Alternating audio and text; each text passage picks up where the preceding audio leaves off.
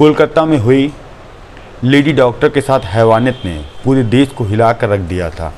अभी यह मामला ठंडा ही नहीं हुआ था, एक ऐसा मामला उत्तर प्रदेश के कानपुर से निकलकर सामने आया है जो सबको चौंका देने वाला है। एक 17 साल की लड़की जिसको बचपन से सपना था डॉक्टर बनने का, वह सफ़र तय करती है कानपुर का एक मशहूर कोचिंग में नीट की तैयारी करती है। मगर उसके साथ 6 महीने तक 2 टीचर ने ऐसा कुछ किया कि जब वह माँ को अपनी आपबीती बताती है, कहती है अब मुझे जीना नहीं है, मरने में अच्छा लगता है।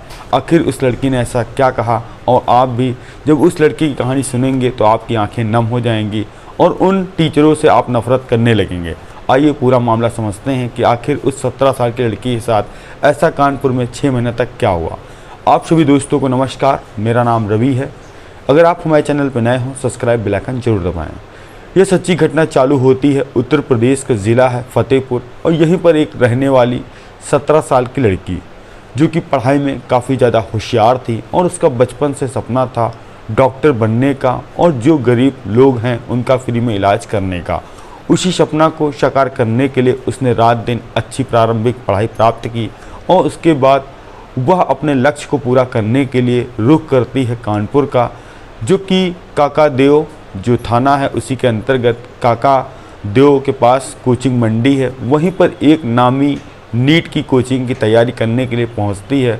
वह साल था नवंबर 2021 का। अब वह कोचिंग में दाखिला लेती है। दाखिला लेने के साथ वहीं पर कानपुर में उसके एक रिलेटिव रहते थे, वहीं पर वह रहने लगती है। 10-15 दिन के बाद जब उसको हॉस्टल उसी कानपुर में मिल जाता है, फिर वह हॉस्टल में सेटल हो जाती है। अब वह हॉस्टल से कोचिंग, कोचिंग से घर, और जब आती थी पढ़ाई लिखाई करती थी। और वहीं पर एक पढ़ाने वाले टीचर जिनका नाम था साहिल सिद्दीकी से उनकी मुलाकात होती है। दोनों में बातचीत होती है। बातचीत इतनी ज़्यादा बढ़ती है कि दोनों का देर देर तक बातचीत करना काफ़ी दिन तक फ़ोन पर चलता रहता। एक दिन 2022 और 2 जनवरी की शाम 7 बजे जो साहिल सिद्दीकी जो कि बायो के टीचर थे, वह उस अपनी स्टूडेंट जिसकी उम्र 18 साल थी उस लड़की को फ़ोन करते हैं और कहते हैं कि आज हमारे फ्लैट पर पार्टी है और तुम्हारे जो बैच के सारे लड़के लड़कियां रहेंगे, और अगर समय मिले तो तुम भी आ जाओ। अगर आने में कोई दिक्कत हो तो मैं किसी को भेज दूँ पिक करने के लिए। वह लड़की कहती है सर कोई बात नहीं, आपने मुझे बता दिया है और उसकी एड्रेस व्हाट्सएप पर भेज दीजिए, मैं चली आऊँगी। वह लड़की 2 जनवरी शाम के करीब 7 बजे अपने हॉस्टल से निकलती है, जो बताए हुए साहिल सिद्दीकी के फ्लैट पर जाती है। देखती है कि वहाँ कोई भी नहीं है साहिल सिद्दीकी के अलावा। तभी वह छात्र कहती है कि सर यहाँ पर कोई है ही नहीं, आपने कहा था कई सारे फ्रेंड हैं। तो वह साहिल सिद्दीकी कहते हैं कि पार्टी जो थी वह कैंसिल हो जा चुकी है और मुझे लगा कि मैं तुमको बता दूं, और मैंने सोचा कि तुम आ ही रही हो तो आखिर खाली क्यों जाओगी, और जो कोल्ड ड्रिंक वगैरह है वह पी लो फिर चली आना। वह लड़की मना करती, कहती नहीं सर, जब अगली बार पार्टी रखिएगा तब मैं आऊँगी।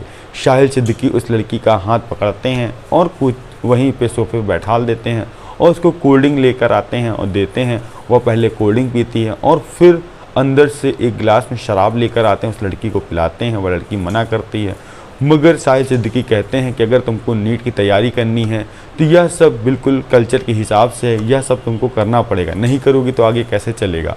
वह उन सर की बात पर आती है, वह शराब पीती है। उसके बाद साहिल सिद्दीकी जब वह लड़की नशे में हो जाती है उसके साथ संबंध बनाने लगता है। संबंध तब तक बनाता है जब तक उसका मन करता है। जब उसके होश आता है तो वह फ़ौरन वहाँ से निकलती है छुप कर, और एक ओला बाइक करती बाइक से अपने हॉस्टल पहुँचती है और वहाँ पर सो जाती है। अब 3 जनवरी आ चुकी थी, सुबह के करीब 10 बजा था। तभी साहिल सिद्दीकी फ़ोन करता है उस लड़की को, कहता है कि जो कल कुछ हुआ वह गलती से हुआ और आगे से ऐसा कुछ नहीं हुआ। तभी उस लड़की ने कहा सर आपने मेरे साथ बहुत गलत किया है, मैं इसकी शिकायत अपने जानने वालों से करूंगी और थाने में आपकी कंप्लेन करूंगी। तभी साहिल सिद्दीकी कहता है कि जो तुम बताने जा रही हो हमारी और तुम्हारे बीच जो कुछ हुआ है, अगर तुमने ऐसा कोशिश किया बताने का तो मैं तुम्हारी वीडियो वायरल कर दूंगा जो कल रात मैंने तुम्हारे साथ बनाई थी, जो आपत्तिजनक वीडियो मेरे फ़ोन में है। और अगर तुम चाहती हो तुम्हारी बदनामी ना हो और तुम फ़ौरन आज रात में फिर से मेरे पास आओगी। वह लड़की ना चाहकर भी दोबारा वहीं पर पहुंचती है। वह फिर उसी तरह करता है जैसे उसने एक दिन पहले किया था और फिर कहता है कि आज से तुम हॉस्टल में नहीं रहोगी, तुम मेरे बताए हुए फ्लैट पर रहोगी और जहाँ जहाँ मैं कहूँगा वहीं जाओगी, अन्यथा और कहीं नहीं जाओगी। साहिल सिद्दीकी ने उस लड़की के साथ 6 महीने हॉस्टल में अवैध संबंध बनाए और उसका कोचिंग में जाना बंद कर दिया और जहाँ भी जाती थी वह उसकी निगरानी में जाती थी। तभी एक होली का फेस्टिवल आता है और होली के फेस्टिवल में वह छात्रा कहती है कि मुझे अपने घर जाना है। तभी साहिल सिद्दीकी कहता है तुम अपने घर जाओगी, 2 दिन के लिए घर जाओगी और तीसरा दिन जैसे ही होगा अगर तुम वापस नहीं आओगी तो मैं तुम्हारी वीडियो वायरल कर दूँगी। अब लड़की अपने घर फतेहपुर पहुंचती है और पहुंचने के बाद होली की सब तैयारियां चल रही थी। तभी वह एक किनारे पर उदास बैठी थी। जो माँ थी अपनी बेटी से कहती है बेटा तुम्हें क्या बात हो गई, तुम इतना उदास क्यों हो, कोई अगर परेशानी हो, कोई अगर तुमको कोई परेशान करा तो मुझे बताओ। तभी वह लड़की कहती है माँ ऐसी कोई बात नहीं, मुझे ऐसे लगता है कि मेरी तबीयत ख़राब है तो मैंने अभी मेडिसिन खाई है और थोड़ी देर में मुझे आराम मिल जाएगी। शाम अभी होली की हुई ही थी। तभी साहिल सिद्दीकी का फ़ोन उस लड़की के पास आता है, कहता तुम फ़ौरन चली आओ, मुझे यहाँ कुछ अच्छा नहीं लग रहा है। वह लड़की अपनी माँ से कहती है कि माँ मेरे एग्ज़ाम आने वाले हैं इसलिए सर का फ़ोन आया था और मुझे फ़ौरन यहाँ से निकलना पड़ेगा। अब वह छात्रा निकलती है कानपुर काकादेव जहाँ वह फ्लैट में साहिल सिद्दीकी के साथ रहती थी, वहाँ जाती है। अब होली के 20 दिन बीते ही थे तभी एक वहाँ से फिर से फ्लैट में ही पार्टी रखी जाती है और इसमें आने वाला मुख्य अतिथि होता है जो किसी कोचिंग में पढ़ने वाला जिसका नाम था विकास परवार। और विकास परवार जैसे पहुंचता है वह केमिस्ट्री का वो था टीचर था। तभी साहिल सिद्दीकी कहता है कि आज तुम्हारे साथ ये रहेंगे और मैं बाहर जा रहा हूं। अब वह लड़की जैसे यह बात सुनती वह हैरान परेशान हो जाती है कि सर यह आप क्या कर रहे हैं। और जो विकास आता है पहले तो उस लड़की को गंदी गंदी गाली बकता है और गाली बकने के बाद और फिर वह शराब पीता है, उस लड़की को ज़बरदस्ती पिलाता है और फिर उस लड़की के साथ वह अवैध संबंध बनाता है। वह लड़की रो रही थी, चिल्ला रही थी मगर उसकी बात एक भी नहीं सुन रहा था। तभी विकास सिद्दीकी ने इसको धमकी दी कि अगर तुमने यह सब बातें किसी और को बताई तो तुम्हारी माँ को मैं मार दूंगा और तुम्हारे भाई को मार दूंगा, तुम्हारे पिता को मार दूंगा। अब वह लड़की अकेले बैठकर रो रही थी और इसी 2-3 महीने बाद 14 जून को नीट का रिजल्ट आता है और जिसमें वह लड़की फेल हो जाती। फेल होने के बाद वह अपनी माँ को फ़ोन लगाती, कहती है माँ अब मैं फ़ेल हो गई हूँ और कानपुर में रहना नहीं चाहती हूँ, मुझे जल्द से जल्द यहाँ से निकालिए, अपने घर लेके आए। तभी माँ कहती बेटा क्या हो गया है, तुम इतना परेशान क्यों हो, अगर इस साल फेल हुई हो तो आगे साल और अच्छी पढ़ाई करना, तुम पास हो जाओ। कहती माँ मुझे अब जीना ही नहीं है, अब मैं मर जाऊँगी। जैसे ही यह बात माँ सुनती है वैसे ही वह अपने आदमी या पति या तो लड़की के बाप को बताती है। लड़की बाप कहता है कि चलो बेटा मैं तुमको जल्दी से यहाँ से निकालूंगा। तभी लड़की कहती है मुझे सर यहाँ आने नहीं दे रहे हैं।